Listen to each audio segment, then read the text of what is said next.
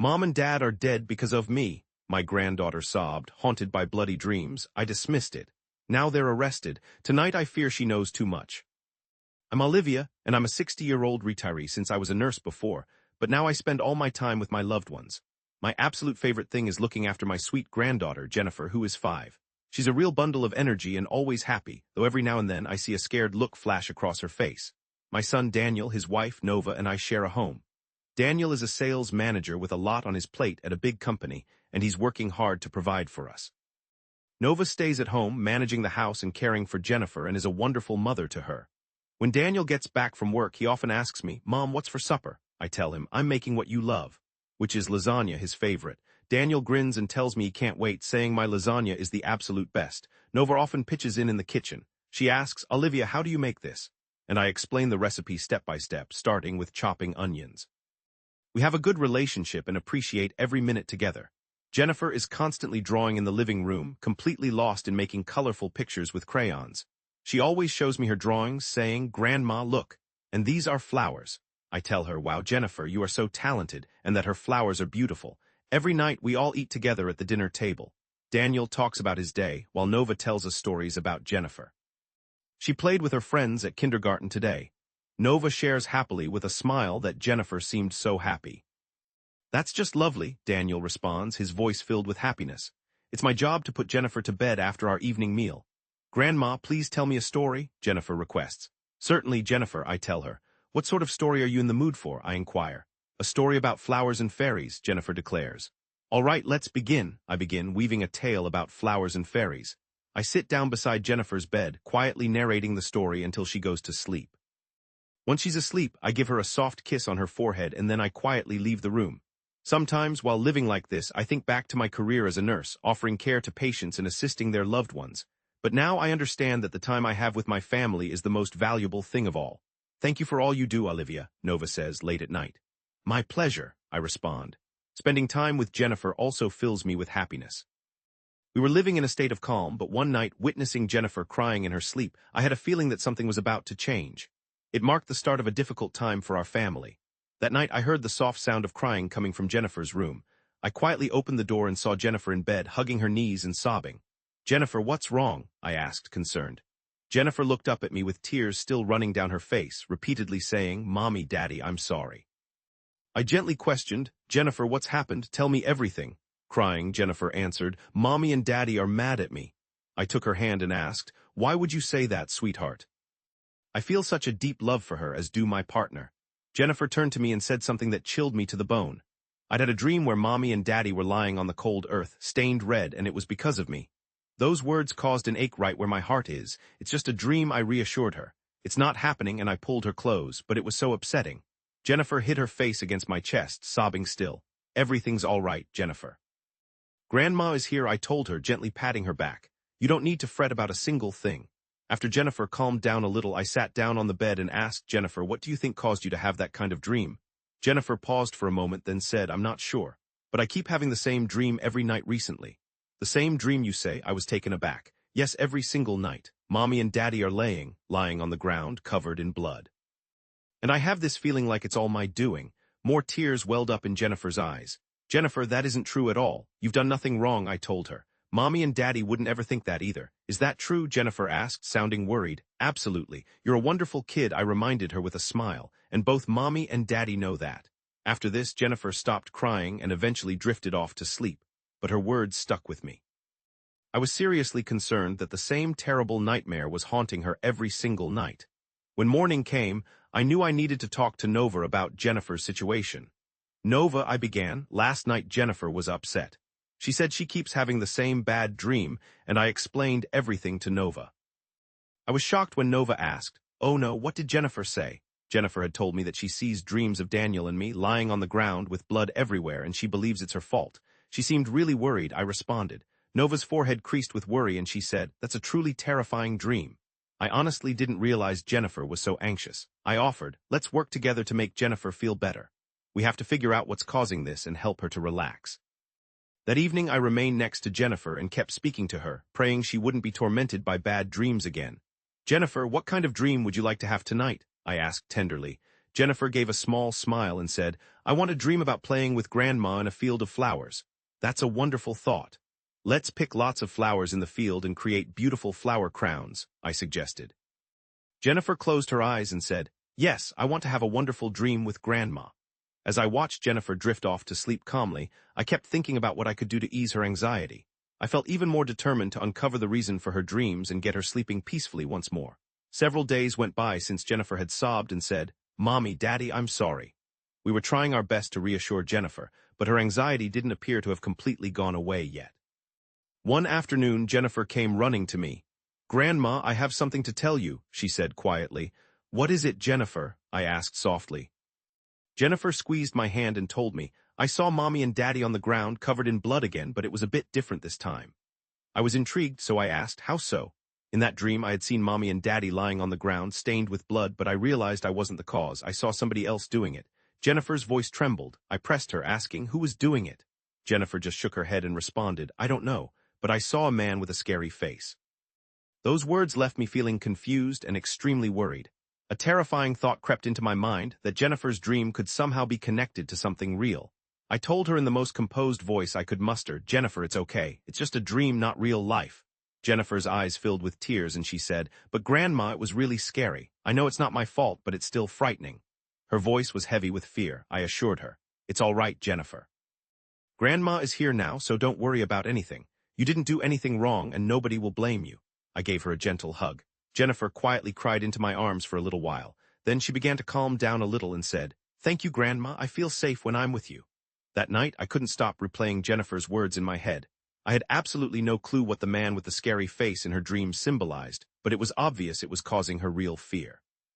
The following day, I decided I needed to discuss Jennifer's dream with Daniel and Nova. Daniel, Nova, there's something I need to share with you. I started this conversation about Jennifer. Daniel seemed taken aback and inquired if something had occurred. Jennifer's been experiencing those bad dreams again. But this time, there's a new element. I recounted what she described from her dream. Nova seemed concerned and inquired about the specifics of the dream. She shared that she envisioned the two of you lying on the ground, bloodied. And while she realizes she bears no responsibility, she also told me that she witnessed another person committing the act, I said cautiously. Daniel and Nova exchanged glances. Nova mentioned she was completely unaware that Jennifer was having these nightmares, or that she was dealing with such a high level of worry. I proposed that we should speak with Jennifer more and try to calm her down. It's evident that something is causing her fear, so we need to be there for her, I added. Daniel gave a serious nod and agreed. He said we should dedicate more time to Jennifer to make her feel secure. Following that, we tried to be together more often in order to assist Jennifer. Yet I couldn't get Jennifer's words out of my head. I vowed within myself to discover what the meaning of the scary-faced man she saw was. That evening, as I observed Jennifer writhing restlessly in another nightmare, I decided I would find the truth to soothe her fears. Even though I wanted to trust my son and daughter-in-law, I couldn't get rid of the suspicion that a significant secret was being concealed. When Jennifer was at kindergarten the following day, I chose to look into my son and daughter-in-law's history. I knew.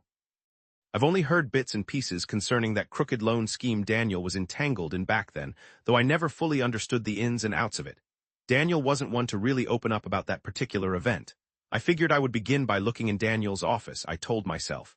Maybe I could locate some hints within the old files and albums Daniel had saved. Mom, what are you up to? Nova's voice came up from behind me. I spun around surprised, and she was peering at me with a worried expression. Oh, Nova, I'm sorting through some old papers, I told her. Just taking a trip down memory lane, remembering Daniel's earlier years, I responded as casually as I could. How sweet, I bet there are some pictures from the beginning of when you and Daniel met, Nova said with a smile. Yes, I think so, I said, carefully observing her reaction. I figured Nova's reaction might offer some useful information. Later that day, I made up my mind to do some more digging by checking out the company Daniel once worked for. Using search terms such as fraudulent loan scandal and Daniel Samuels, I looked for old news reports and details about the corporation online. I came across a number of in-depth news stories about it from a decade ago. Those reports stated that Daniel could have been a participant in some questionable actions, and that the whole thing blew up into a major scandal, which resulted in the arrest of many people. I discovered that despite the fact that Daniel was not eventually charged, the whole mess severely affected his job. Maybe this is connected to Jennifer's dreams. I wondered. I felt a strong urge to dig deeper into the potential scandal surrounding Daniel. That evening, once Jennifer was asleep, I made up my mind to have a discussion with Daniel. "Daniel, I really need to speak with you," I whispered. Daniel glanced at me, his eyes slightly wide. Daniel's face showed a hint of surprise. I decided to talk to you, I decided to Daniel, with a look of surprise. "About what?" he inquired. Earlier that day, I'd been reading through some old newspaper clippings. I wanted to understand more about that loan fraud incident. "I came across an article that referenced your name," I stated cautiously. Daniel appeared taken aback for a second, though he quickly collected himself. "Mom, that was a long time ago. It's not important now," he responded. "However, I have a feeling it might be connected to Jennifer's unsettling dreams," I continued. Daniel exhaled heavily and said, "That was a regrettable error on my part. It's all behind us." "But we can't just dismiss Jennifer's worry without taking some action," I asserted with more conviction. "Mom, I'm concerned about Jennifer too, but it's not related to that situation. I'm begging you, please don't mention it to her. It would only increase her worry," Daniel replied calmly. I left the room feeling unconvinced by Daniel's response. Driven by a desire to uncover more about my son and daughter-in-law's history, I decided to also look into Nova's past. The following day, I reached out to an old acquaintance of Nova's to ask about her past. "Could you share anything you know about Nova with me?" I asked. The old friend seemed somewhat surprised but began to respond. "Nova was always a sweet person, though occasionally she appeared to be struggling with something. Particularly around the time she got married, I got the impression that there might have been some difficulties. I had to know what kinds of difficulties these were, so I inquired further. I don't know the specifics, but during that period, Nova was really having a hard time. There could have been a big thing that went down," the old friend explained. This made me feel like there was something important. It made me feel like Nova probably had something significant in her past, too. Based on what Nova's old friend shared with me, it became obvious that she'd experienced some big issues around the time of her wedding. This strengthened my determination to keep digging and figuring out if any of this was connected to Jennifer's dreams. That night, I decided I would speak to Nova directly. "Nova, I really need to talk to you," I told her. "It involves Jennifer," I started. Nova's face showed concern as she asked if something had happened. "I wanted to know more about Jennifer's nighttime terrors, so I'd also been looking into your past. I'd heard from a mutual friend that a pretty big event might have occurred during the period of your marriage. Do you have any knowledge of this?" I asked her. Nova looked taken aback for a second. She immediately looked away after that. "That's something that happened a long time ago," she replied. "It's not important now." Still, I think it might have something to do with Jennifer's bad dreams. I kept on talking. Nova took a deep breath and said, "Olivia, I'm genuinely not trying to hide anything. But I honestly don't think dredging up old events will help us fix Jennifer's situation. Maybe there's a sign we can use." I had to figure out how to lessen Jennifer's worries, I declared with conviction. Nova agreed silently and responded with, "I get it. I'll revisit it later. But at this moment, the most important thing is to calm Jennifer. So I'm still on the hunt for any hints that might help Jennifer's anxiety. At the same time, I'm looking into my son and daughter-in-law's history." A few days passed, and I still couldn't stop replaying Jennifer's words and the reactions of my son and daughter-in-law. This made me even more determined to discover the root of Jennifer's anxieties. I began to suspect that Jennifer's scary dreams were linked to something real and decided I needed to dig deeper. That afternoon, after Jennifer got back from school, I chose to have a little chat with her. "Jennifer, could we have a quick conversation?" I inquired softly. Jennifer gave a nod and came to sit in my lap. "You mentioned having the same dream quite a few times recently. Could you describe that dream in a little more detail?" I prompted. Jennifer paused for a second and responded, "Yeah, in my dream, Mommy and Daddy are on the floor, covered in blood, but I have a feeling it will actually happen." "What do you mean by come true?" I followed up. Jennifer appeared a little worried as she replied, "Sometimes, after I have a dream, the same thing happens in real life. Before, I dreamt that my friend would get injured, and then my friend really did get hurt." I was filled with shock and puzzlement by her words. "Jennifer, when did this start?" I inquired cautiously. "Okay, I'm not certain, but I believe this happened fairly recently," Jennifer responded. I wanted more specifics, so I inquired, "Did anything change for you after you had those dreams?" Jennifer considered this for a little while because, well, it sounds like a lot of you had those dreams, and then commented, "I always feel really exhausted after I dream, but I feel secure when Grandma is near." That evening, after Jennifer went to sleep, I was alone in the living room, lost in my own thoughts. Because Jennifer's statements often proved to be true, I figured there was a good chance that she had a gift like dreams that could predict the future. But my heart ached. My heart was filled with pain, thinking about the weight of this situation on her. The following day, I went to the library and started looking into books about precognitive dreams and anything paranormal. I need to find out if Jennifer's gift is truly about premonitions and how it impacts everyone in the family, I said under my breath. One of the books I discovered at the library included studies on the effects of precognitive dreams on kids who have this ability. It stated that precognitive dreams usually depict future events in the form of dreams. These dreams can seem extremely real to the person dreaming and frequently come with fear and worry. As I read through it, I started to understand the intensity of the fear and anxiety Jennifer was experiencing. Pondering how much she worried about the dreams coming true and how much those dreams were weighing on her heart, I strongly felt like I needed to give Jennifer more support. Once I got back home, I made up my mind to have another conversation with Jennifer. I asked her softly, "Jennifer, would you maybe want to chat with Grandma for a little while?" Jennifer gave a little nod and settled in right next to me. I said, "Jennifer, you mentioned that sometimes your dreams actually come true, which I think is a really special gift." I continued, "But it must be difficult when all those dreams are frightening." Jennifer seemed on the verge of tears when she replied, "Yes, it is scary, but I have no idea what I can do about it." I reassured her, "Jennifer, it's all right. Grandma's here so you don't have to be anxious or worried. Let's try to figure out what your dreams are trying to tell us." I gave her a hug. Later that evening, I made a plan to discuss Jennifer's unique capability with Daniel and Nova. I said, "Daniel, Nova, I'd like to discuss Jennifer's dreams in more detail," and I started. Daniel looked a little puzzled, and then he inquired, "What's going on?" I then explained, "There's a chance that Jennifer has the ability to see the future through her dreams. She told me that sometimes her dreams actually become reality." Nova appeared surprised and asked, "Is that really true?" I gave a nod and told them, "I did some research on precognitive dreams at the library, and what I found matches what Jennifer has described."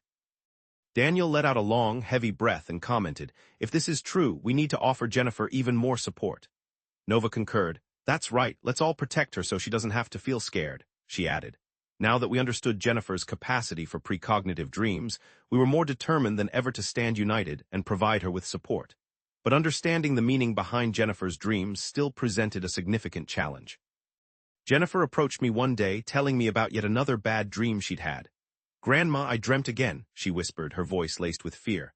I inquired in a calm tone, "What did you dream about this time?" With tears welling up, Jennifer explained she dreamt of Mommy and Daddy lying on the floor, once again covered in blood.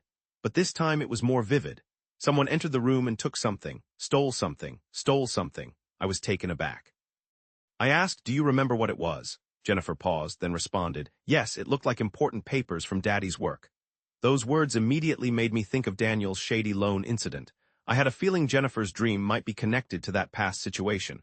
I carefully inquired, "Jennifer, when did this happen in your dream?" She used her fingers to count and said, "Lately, but I've had similar dreams before." Later that night, I decided to speak with Daniel and Nova in the living room. "Daniel, Nova, Jennifer had another dream," I began. "This time it involved something being stolen." Daniel furrowed his brow, asking, "What was stolen?" Jennifer said it seemed like important documents from Daddy's company, I replied. Nova looked astonished and asked, "Is that right?" I agreed and said, "There's a chance Jennifer's dreams are somehow linked to reality. Particularly the fraudulent loan scandal Daniel was mixed up in." Daniel sighed heavily and said, "Mom, that's all in the past." "It really shouldn't connect," I insisted, "but if Jennifer's dreams are hinting at a connection, we can't just dismiss it." Nova grasped Daniel's hand tightly and whispered softly, "Daniel, please tell the truth for Jennifer's well-being." Daniel went quiet for a bit, then eventually his lips parted with difficulty. He broke the quiet and said, "Mom, we absolutely messed up badly in the past. But it has absolutely no relevance to Jennifer. It's totally unrelated to her." I shot back, "Daniel, Jennifer is suffering from these terrible nightmares every night. Considering that her dreams have a basis in truth, how can you claim it's completely unrelated to her?" My voice rose. With tears trickling down her face, Nova whispered, "Olivia, all we wanted to do was shield Jennifer. We were just terrified of discussing what happened before. But we can't keep avoiding it." Daniel let out a huge, heavy breath and started to speak, his words weighed down. "A massive fraudulent loan scandal occurred at the company I was employed at a decade ago. The company gave off the image of being respectable, but in truth, the higher-ups were stealing customer money. In connection with that, I was ordered to create false paperwork. The company's leaders were issuing fake loans to make it look like the business was doing well. They granted massive loans to businesses that didn't exist and then just kept the money. Initially, I went along with it because I didn't realize it was against the law. However, one day, a coworker of mine started to question things and started an internal probe. He uncovered evidence of the fraud and showed it to me. I was going to expose that company using that proof. Nova kept going in secret, but it didn't take long for them to uncover what we were up to. A high-ranking person, William, learned everything and issued threats.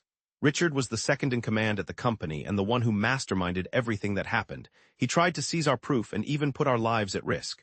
Daniel agreed, stating that Richard was a very menacing person. We really didn't have any option but to do what he said.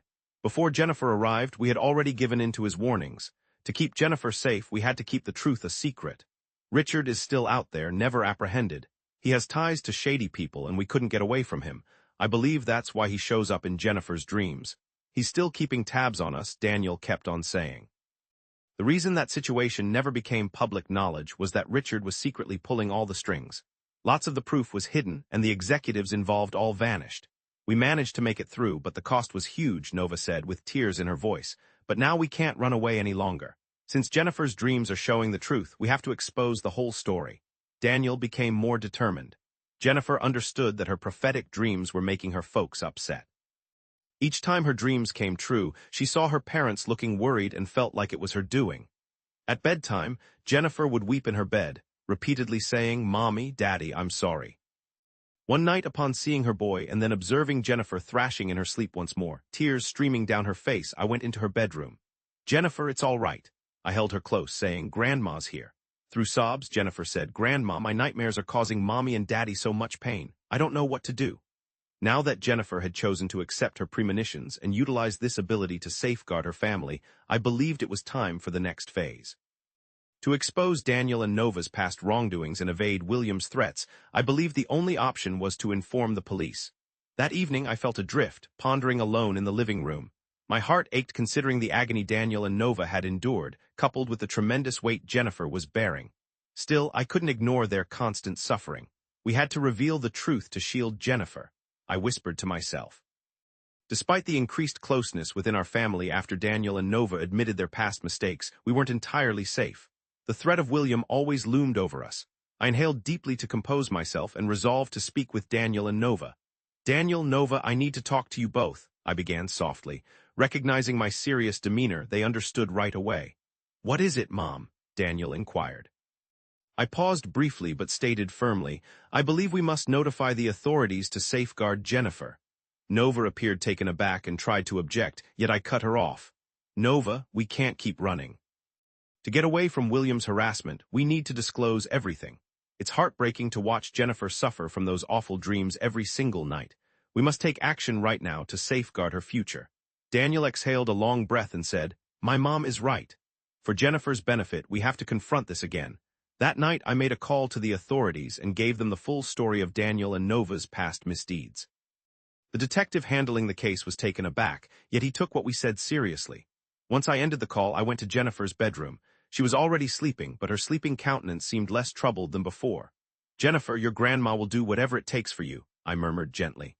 The following day, the police arrived at our home and questioned Daniel and Nova. They divulged everything and gave a detailed explanation regarding William's threats. Using their statements as a basis, the police started their investigation and started to move towards arresting William. That night, our entire family assembled in the living room, speaking in hushed tones. "Will this really be the end?" Nova asked, worried. "We will do all we can to bring this to a close. For Jennifer and for ourselves," I replied firmly. Daniel agreed, saying, "Mom is right. We won't hide any longer. We will keep on fighting to protect Jennifer." As the police investigation advanced, William's crimes came to light.